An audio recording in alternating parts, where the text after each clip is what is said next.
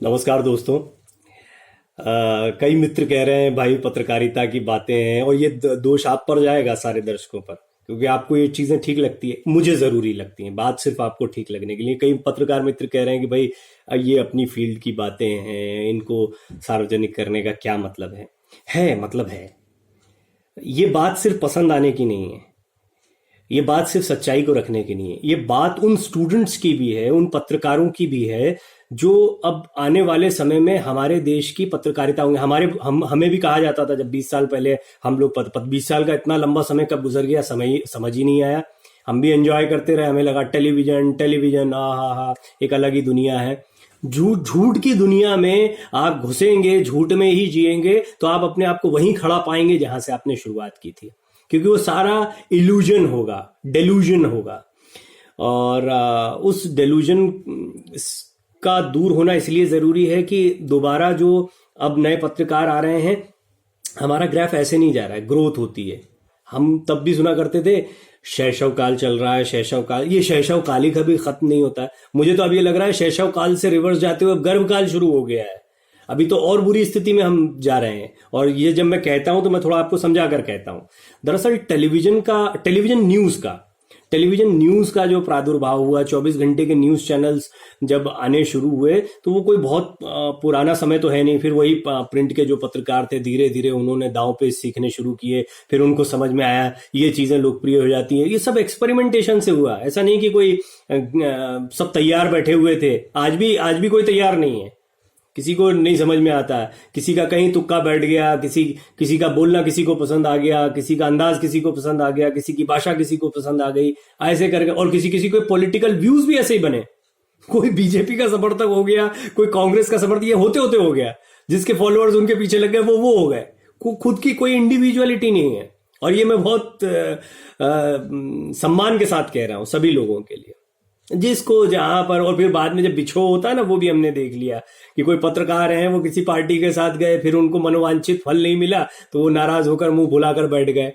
देखते हैं आप, ये सबकी कहानी है, ये किसी एक की कहानी नहीं है। वो सब जो मैं पावर गेम शब्द का इस्तेमाल करता हूं। मीडिया का इस्तेमाल दो तरीके से होता है, सूचना देने के लिए, पत्रकारिता करने के लिए, लोगों से संवाद करने के लिए, लोगों से जुड़ने के लिए, उनको वेल इन्फॉर्म्ड रखने के लिए, उनको सच्चाई से अवगत कराने के लिए। और दूसरा होता है अपने आप को मशहूर करने के लिए, यश की प्राप्ति के लिए, शक्ति की प्राप्ति के लिए, सरकार में पैठ बनाने के लिए, व्यवसायियों को फायदा पहुंचाने के लिए, खुद व्यवसायी बनने के लिए, राज्यसभा की सीट पाने के लिए, ये भूषण वो भूषण, सारे अवार्ड पाने के लिए। तो ये दो अलग अलग धड़े हैं। मैं पहले धड़े की बात कर रहा हूं, जो पत्रकार हैं। अगर ये सब करना है तब तो ठीक है, फिर किसी भी चीज का इस्तेमाल करें। आप चाहें तो अध्यात्म का, योग का भी इस्तेमाल कर सकते हैं। ये सारी चीजों की प्राप्ति हो जाएगी आपको इन्हीं से। कुछ भी करके आप सोशल सर्विसेज में जाकर लोग ये सारे काम कर रहे हैं। लेकिन थोड़ा पत्रकारिता को समझना होगा कि पत्रकारिता क्या है, हमारी उसकी धरोहर क्या है। पढ़ते तो हैं हम, लेकिन आपने देखा होगा, अगर आप स्टूडेंट हैं या स्टूडेंट कभी रहे थे, तो जितना कुछ पढ़ा, वो जो किताबें पढ़ते थे वो सब धरी रह गई एक तरफ।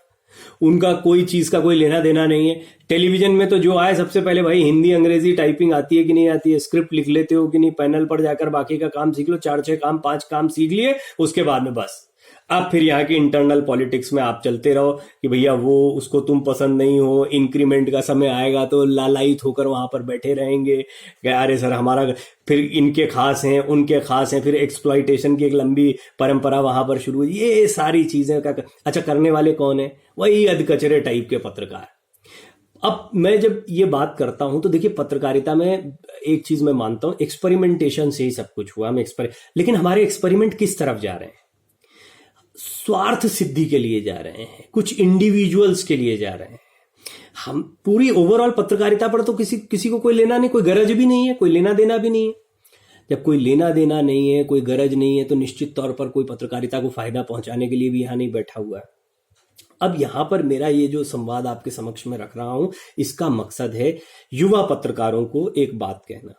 और देखिए भाई, सुनना नहीं सुनना आपकी मौज है। मैं हमेशा एक बात कहता हूं, स्वामी शरणानंद ने कहा था, जब मैं कह रहा हूं तो ये नहीं कि मैं कोई ज्ञान दे रहा हूं, आप ज्ञान सुनने के लिए बाध्य हैं। मेरा मन किया, मेरा आकलन है, मेरे जीवन का कुछ अनुभव है, उसको मैं ईमानदारी के साथ आपके समक्ष प्रस्तुत कर रहा हूं। इसको सुनना नहीं सुनना आपकी मौज है, और गुनना नहीं गुनना भी आपकी मौज है, उसमें भी कोई मेरा वश नहीं है।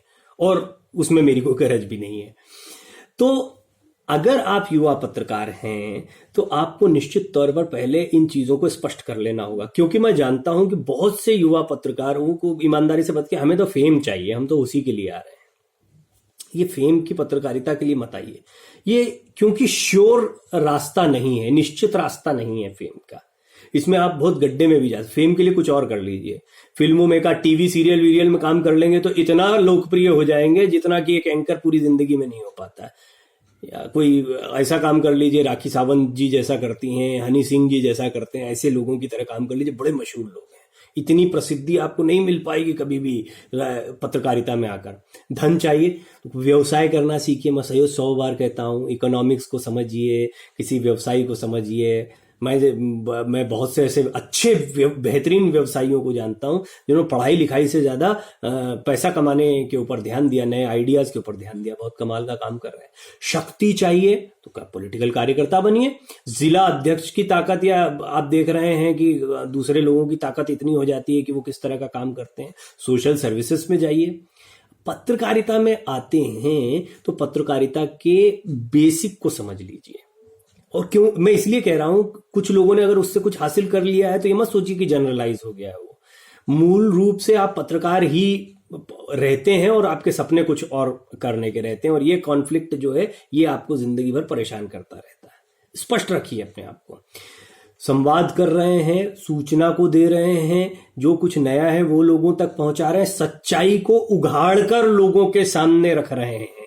ये भी बहुत महत्वपूर्ण चीज है, क्योंकि समाज के सामने सत्य आना चाहिए।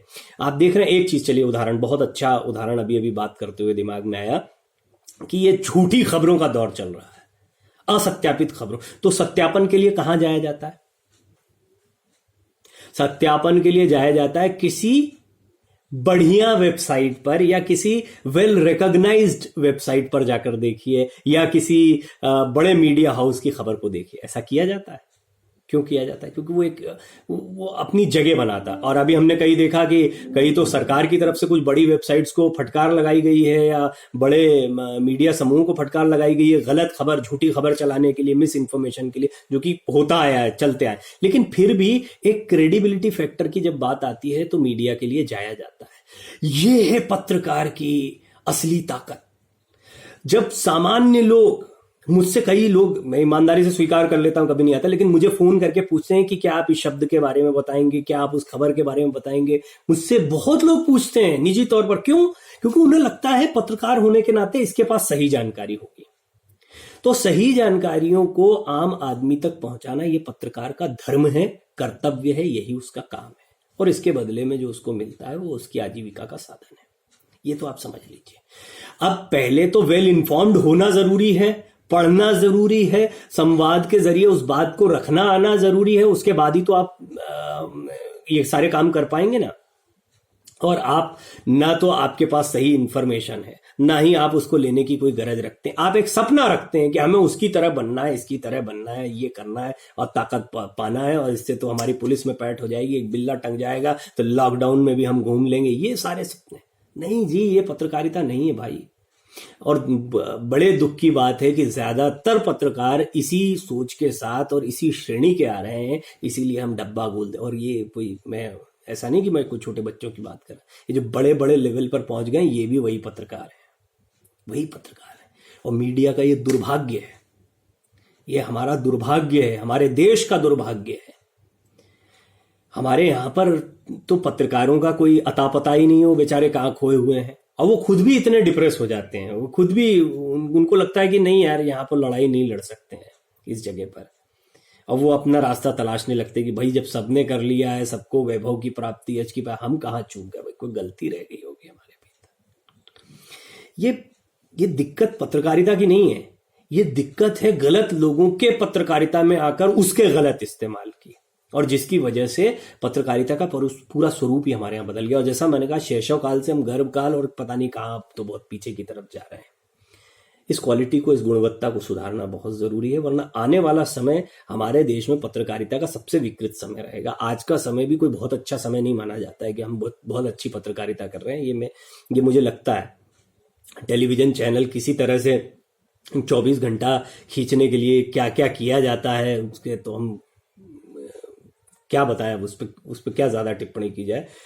मैं बच्चों से ये भी कहता था, जब मैं उनको पढ़ाता हूँ तो अब भी मैं उनको कभी कभी कहता हूँ, और मैं अपने जब पत्रकार के तौर पर अपनी भूमिकाओं में होता हूँ तो भी इन बातों का ध्यान रखता हूँ। मैं इन चीज़ों से कॉम्प्रोमाइज़ नहीं करता, क्योंकि मैं इसके लिए आंसरेबल हूँ। जो चीज़ मैं करूँगा वो उसको मैं डिनाई नहीं कर सकता, उसके खिलाफ मैं बोल नहीं सकता। तो मैं इन चीज़ों को बोलता भी हूँ छात्रों से, और मैं उनको समझाते हुए कहता हूँ कि ऑब्जर्व करो ये कैसे 24 घंटे रन करने के लिए क्या संघर्ष करते हैं। 24 घंटे के चक्कर में वो डिबेट शो चला रहे हैं, ये चला रहे हैं, वो चला रहे हैं। भाई वो सबसे जो विकृत डिबेट शो हुआ था जिसमें मारपीट हुई थी, उसका एंकर मैं था। मुझ पर बड़े दोषारोपण हुए। नई नई नौकरी थी मेरी उस समय पर। वो एक बाबा और एक महिला के बीच में मारपीट हुई, और वो मेरे लिए तो बहुत ही चौंकाने वाला था। लोगों ने ये भी दोषारोपण किया कि आप लोग टीआरपी के लिए करते हैं। उनको कुछ नहीं पता लोगों को कि क्या होता है, एक एंकर की भूमिका क्या होती है, पूरी टीम पीछे होती है। और टीम में भी बड़े बड़े लोग थे, क्या समझ रहे हैं, आपको अंदाजा भी नहीं होगा। कई ऐसे लोग थे जो बहुत ही आजकल प्रसिद्ध हैं। तो ऐसा नहीं है कि, और वो भी जानबूझ के नहीं कर रहे हैं कोई। कई चीज़ें हैं जो टेलीविज़न की मजबूरियां बना दी गई हैं, लेकिन वो मजबूरियां दरअसल है नहीं। वो ये जो कंपटीशन शुरू हुआ ना भीड़ चाल का, ये सब जो इकट्ठा एक साथ एक के बाद एक आते चले गए हैं, उसने सारा कचरा कर दिया। और इसकी सफाई बहुत ज़रूरी है। जैसे कोरोना ने आपके पर्यावरण को, नदियों को, सबको साफ कर दिया ना, ऐसा लगता है मुझे कोरोना काल जो है ये ज़रूर आपकी पत्रकारिता को भी थोड़ी स्वच्छता प्रदान करेगा। आत्ममंथन करिए, और अगर आप पत्रकार हैं तो इस बात को आगे बढ़ाइए। जचती है, रुचती है, पसंद आती है तो उसको थोड़ा सा इधर दिल में भी बैठाइए। आपकी बात लगती है कि हाँ यार यही तो हम सोचते हैं, तो इसको थोड़ा सा और आगे बढ़ाइए।